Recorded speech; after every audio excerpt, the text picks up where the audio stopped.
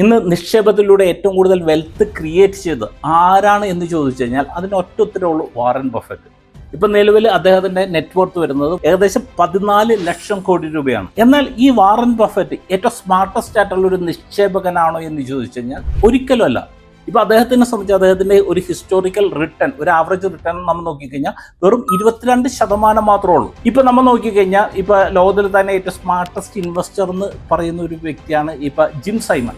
അദ്ദേഹത്തിനെ സംബന്ധിച്ച് ഏകദേശം 66% ആനുവലൈസ്ഡ് റിട്ടേൺ അദ്ദേഹത്തിന് ജനറേറ്റ് ചെയ്യാൻ പറ്റിയിട്ടുണ്ട്. എന്നാൽ കഴിഞ്ഞ വർഷം അദ്ദേഹം മരിക്കുന്ന സമയത്ത് അദ്ദേഹത്തിന് $31 ബില്യൺ അസറ്റാണ് ഉണ്ടായിരുന്നത്. വാറൻ ബഫറ്റിന് 150 ബില്യൺ. അതായത് വാറൻ ബഫറ്റിൻ്റെ 1/5 അസറ്റ് മാത്രമേ അദ്ദേഹത്തിന് ആ സമയത്ത് ഉണ്ടായിരുന്നുള്ളൂ. അപ്പോൾ എന്താണ് ഈ വാറൻ ബഫറ്റിൻ്റെ അസറ്റിൻ്റെ പിന്നിലുള്ള സീക്രട്ട്? അതിന് ഏറ്റവും പ്രധാനപ്പെട്ട 3 കാര്യങ്ങളാണ്. അപ്പോൾ നമുക്കൊരു ഡൈവേഴ്സിഫൈഡ് ആയിട്ടുള്ള ഒരു പോർട്ട്ഫോളിയോ നമുക്ക് ക്രിയേറ്റ് ചെയ്യാൻ സാധിച്ചു കഴിഞ്ഞാൽ ഏതൊരു സിറ്റുവേഷനിലും, എങ്ങനത്തെ ഒരു സിറ്റുവേഷനിലും നമ്മളുടെ പോർട്ട്ഫോളിയോ വളരെ സ്ട്രോങ് ആയിട്ട് തന്നെ നിൽക്കും.